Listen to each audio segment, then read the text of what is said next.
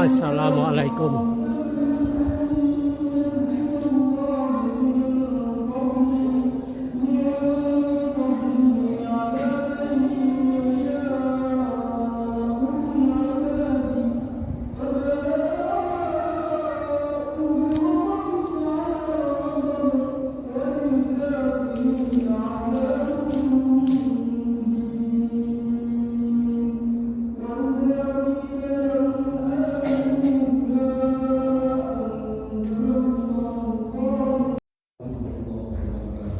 Asyhadu an la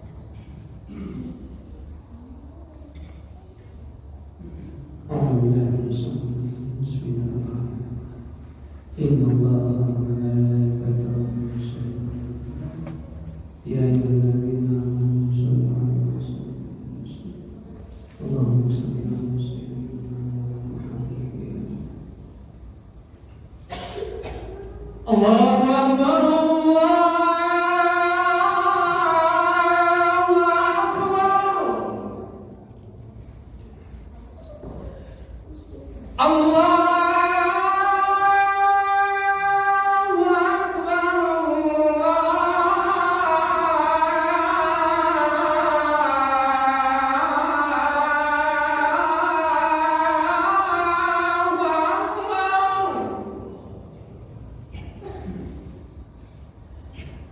Asyhadu an la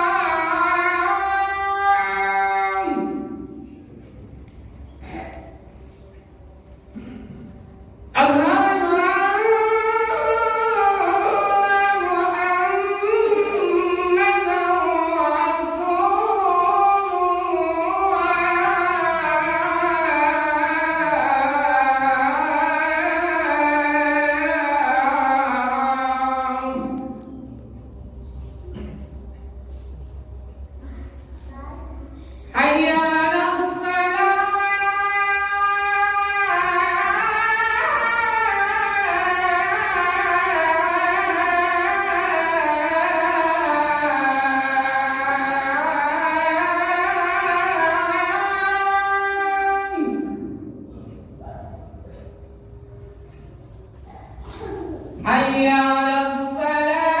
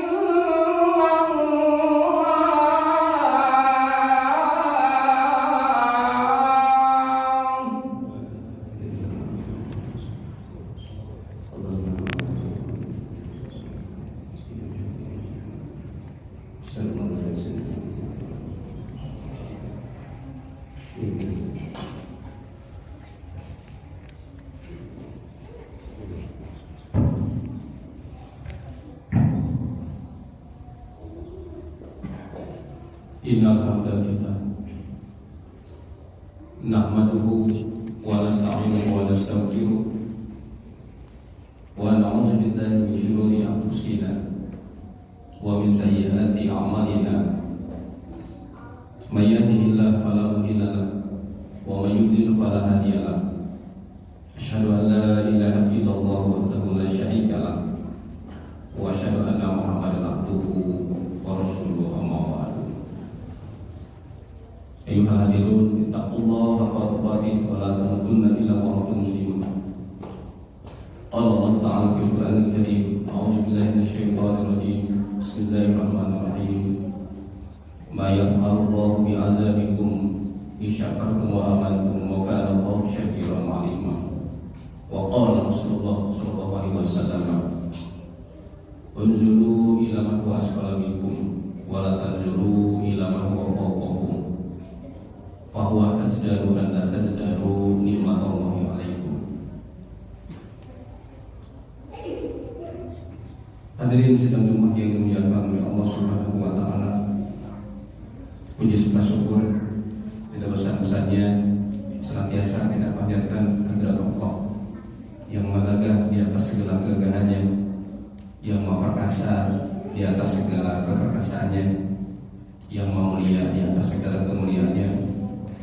Karena sampai saat ini kita masih diberikan kesehatan, umur panjang oleh Allah Subhanahu wa taala, yang mana umur itu merupakan modal dasar bagi kita. Kita isi dengan iman dan amal soleh. Dengan amal soleh itu kita bisa menghapus dosa-dosa kita, dan dengan dihapusnya dosa-dosa kita, kita bisa menyelamatkan diri kita dari siksa api neraka. Dan di antara amal soleh yang bisa menghapus dosa-dosa kita dari seperti yang sedang kita laksanakan, saum, sholat Jumat, menghadiri kajian ilmu dan amal-amal soleh. Semoga amal soleh yang kita lakukan senantiasa diterima di sisinya. Amin ya Allah ya Rabbal alamin. Tak lupa sholawat dan salam semoga tercurah limpahkan kepada Habibana junjungan alam langsung Nabi Muhammad sallallahu alaihi wasallam, kepada keluarga sahabat tabi'in, tabi'in dan kepada kita selaku umatnya yang taat patuh pada ajaran sampai hari kiamat.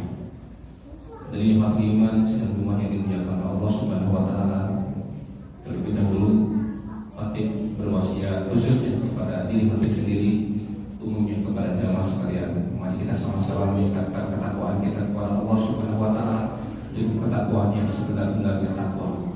Hanya dengan ketakwaan kita akan selamat dunia dan akhirat. Hadirin muslimin, sidang Jumat yang dimuliakan Allah Subhanahu wa taala.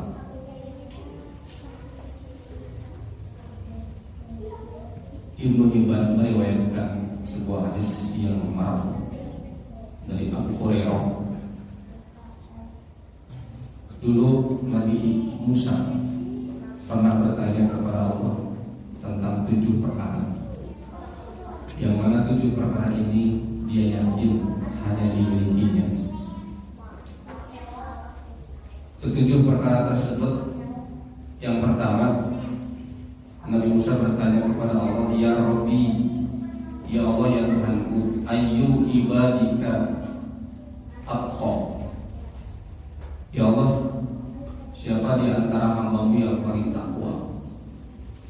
Qala, Allah menjawab kepada Nabi Musa, alladzi yazkuru wa la yansa. Orang yang paling takwa di antara hamba-Hamba-Ku adalah orang yang senantiasa ingat Allah, tidak pernah lupa. Jadi kepada sholat dia ingat,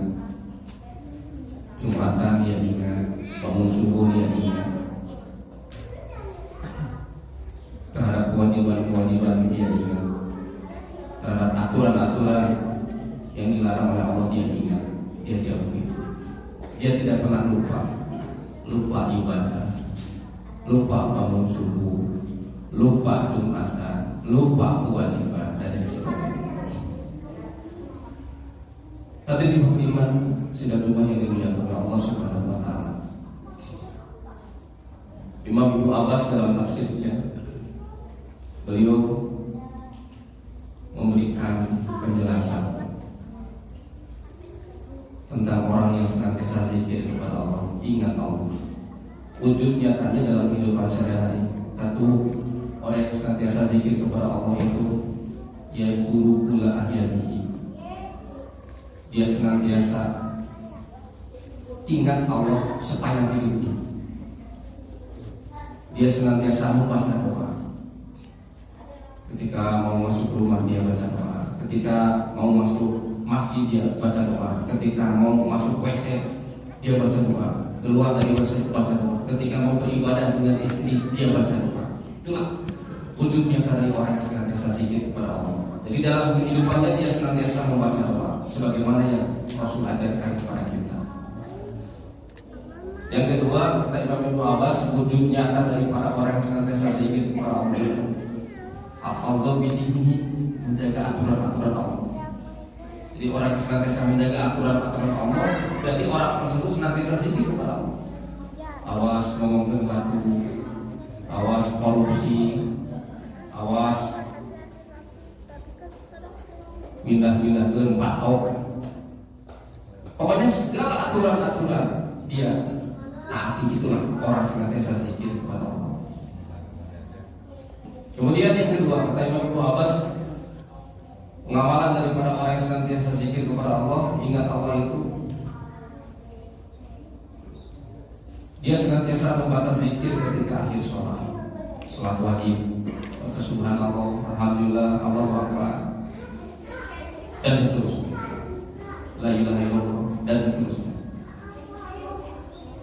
Kemudian kata Imam Ibnu Abbas, orang yang senantiasa zikir kepada Allah itu dia senantiasa menghadiri kajian ilmu.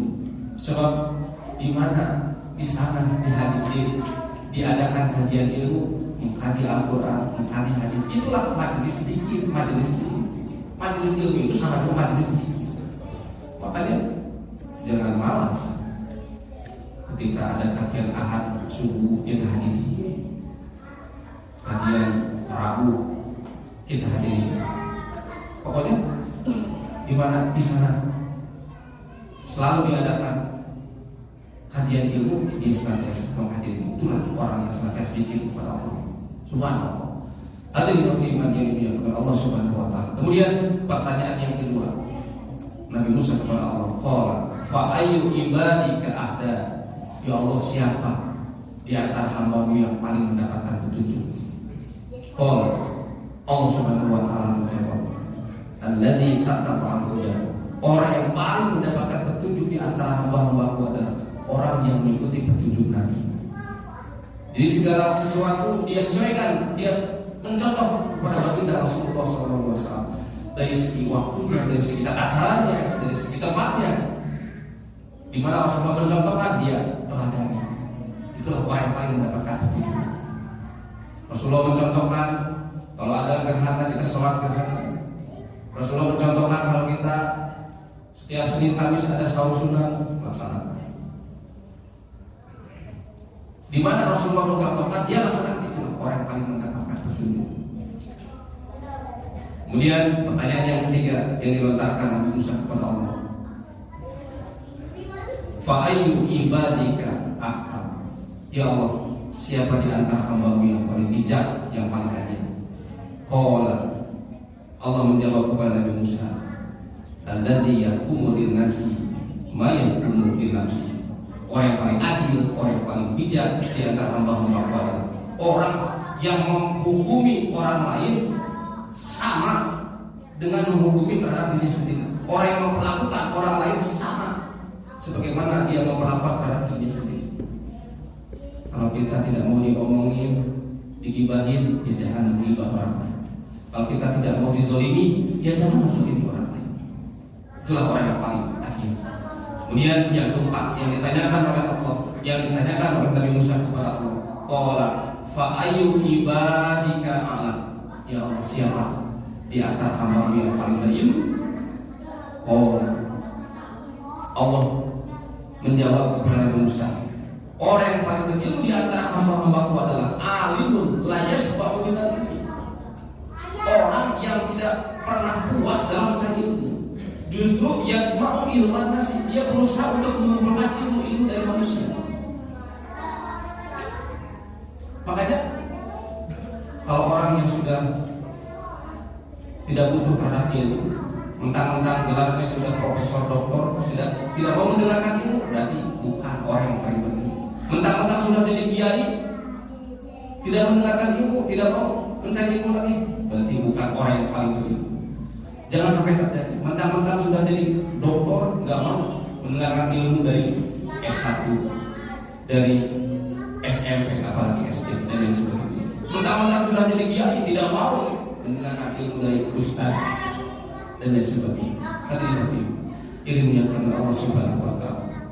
Kemudian pertanyaan yang kelima yang dilontarkan oleh Nabi Musa kepada Allah, qala fa ayyu ibadika a'azza. Ya Allah, siapa di antara hamba-Mu yang paling mulia? Qala, Allah Subhanahu wa Ta'ala menjawab kepada Nabi Musa, alladzi idza qadara afa. Orang yang paling mulia di antara hamba-hamba-Ku adalah orang yang ketika mampu untuk membalas afa, dia lebih memilih memaafkan. Suatu saat kita pernah disakiti oleh orang lain, sebetulnya membalas bisa, kekuatan kekuasaan dia punya, uang dia punya, mampu untuk membalas, tapi cuma sebatas kata-kata malah lebih baik maafkan saja. Itulah orang yang paling mulia.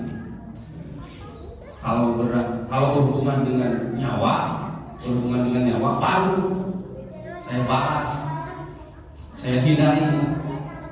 Kalau cuma sebatas kata-kata yang lebih baik dimaafkan saja. Mudah-mudahan jadi kifarat menghapus dosa. Itulah orang yang paling mulia.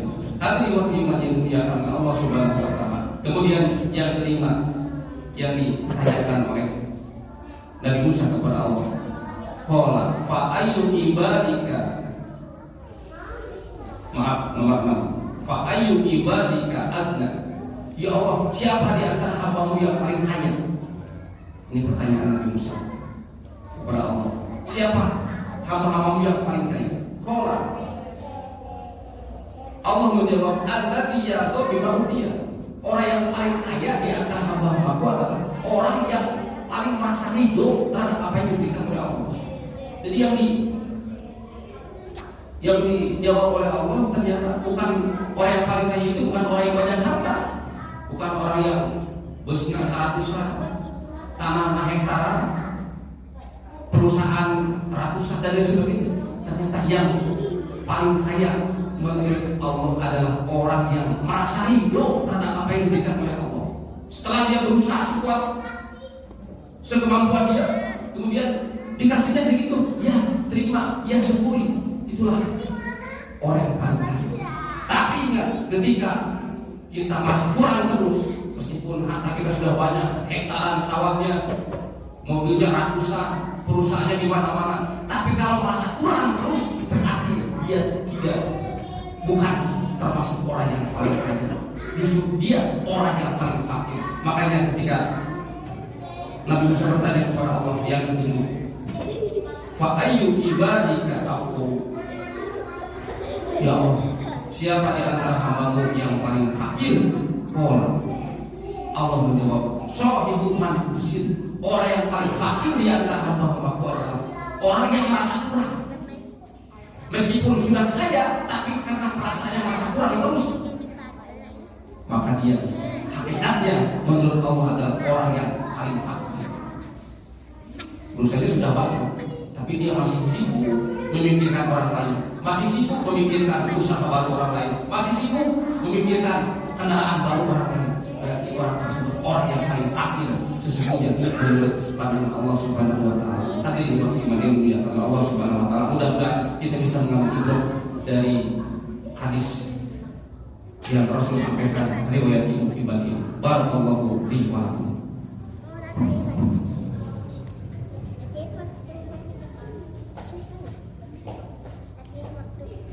Alhamdulillah. Alhamdulillahilladzi hadana li hadza wa ma kunna linahtadiya laula an hadana Allah. Syahadu la ilaha illallah wahdahu la syarika lah wa asyhadu anna Muhammadan abduhu wa rasuluh. Allahumma shalli ala Muhammad wa ala ali Muhammad. Ya ayyuhalladzina ittaqullaha haqqa tuqatih wa la tamutunna illa wa antum muslimun. Hadirin sidang Jumat yang dimuliakan oleh Allah Subhanahu wa taala. Lalu apa saja keutamaan kalau kita memiliki sifat qanaah, merasa cukup dengan apa yang diberikan oleh Allah, bersyukur terhadap apa yang diberikan oleh Allah, ridho terhadap apa yang diberikan oleh Allah. Setelah kita berusaha sekemampuan kita, kemudian dikasihnya segitu, yang kita terima, yang kita syukuri, apa manfaat atau keutamaan sifat qanaah? Yang pertama, kalau kita memiliki sifat qanaah, berarti dia telah memiliki dunia seisinya. Oleh karena itulah Rasulullah SAW pernah bersabda dalam hadis yang diriwayatkan oleh Imam At-Tirmidzi, "Man asbaha minkum aminan fi sirbihi mu'afan fi jasadihi inda qutu yaumihi faka'annama hizatuhu dunya." Sabda Rasulullah, barang siapa di antara kalian mendapatkan rasa aman di rumahnya, pada diri, keluarga, masyarakat, alhamdulillah kita dalam keadaan damai, tidak perang, tidak seperti Rusia, Ukraina, kita bisa, alhamdulillah bisa sholat berjamaah. Kalau dalam keadaan perang, bagaimana? Diberikan kesehatan badan, memiliki makanan pokok pada hari itu di rumahnya, seakan-akan dunia telah terkumpul pada diri kita. Subhanallah. Kemudian keutamaan memiliki sifat qanaah yang kedua, orang yang qanaah adalah orang yang paling beruntung. Rasulullah SAW bersabda dalam hadisnya, ini diriwayatkan oleh Imam Ibnu Majah, qad aflaha, sungguh telah beruntung siapa man hudiya ilal Islam wa ruziqal afafa wa qani'ah. Orang yang paling beruntung itu adalah orang yang ditunjuk dalam Islam, diberikan rezeki yang cukup dan qanaah, merasa cukup dengan rezeki tersebut. Kemudian yang ketiga, keutamaan memiliki sifat qanaah, rasa ridho terhadap apa yang diberikan oleh Allah, bersyukur. Kalau hati memandang ke bawah, berarti akan hati bersyukur kepada Allah Subhanahu wa taala. Oleh karena itulah Fatih tadi pada mukadimah menyampaikan sebuah hadis sabda Rasulullah, "Unzuru ila man huwa asfala minkum." Perhatikanlah oleh kalian pada orang yang lebih rendah dari kalian. Dalam urusan dunia, kita itu harus memandang kepada orang yang lebih rendah. Wa tanzuru ila man huwa fawqakum. Jangan selalu memandang kepada orang yang lebih tinggi dari kamu. Kenapa? Fa innahu azdadu an la tazdaru nikmatallahi alaikum. Karena hal itu lebih pantas agar supaya kalian tidak menyepelekan nikmat Allah atas kalian. Kemudian yang keempat, keutamaan memiliki sifat qanaah adalah orang yang memiliki sifat qanaah akan mendapatkan kaya yang hakiki. Sabda Rasulullah SAW dalam hadisnya yang diriwayatkan oleh Imam Bukhari, "Laisa dinaan aswatul arab, walakinal dina dina nafs." Yang namanya kaya bukanlah dengan memiliki banyak harta, akan tetapi yang namanya kaya adalah hati yang selalu merasa cukup, qanaah. Hati yang dimuliakan Allah Subhanahu wa taala. Mudah-mudahan kita senantiasa memiliki sifat qanaah sehingga kita mampu senantiasa bersyukur kepada Allah Subhanahu wa taala. Allahumma shalli ala Muhammad wa ali Muhammad wa barik wa sallim, amin. Amin ya Allah ya rabbal alamin. Allahumma ighfir lil muslimin wal muslimat wal mu'minin wal mu'minat al ahya'i minhum wal amwat innaka sami'un qaribun mujibud da'wat. Rabbana la tu'akhidna in nasina aw akhtana. Rabbana wa la tahmil 'alaina isran kama hamaltahu 'alal ladzina min qablina. Rabbana wa la tuhammilna ma la taqata lana bih wa'fu 'anna waghfir lana warhamna anta maulana fansurna 'alal qaumil kafirin. Rabbana atina fid dunya hasanah wa fil akhirati hasanah wa qina adzabannar.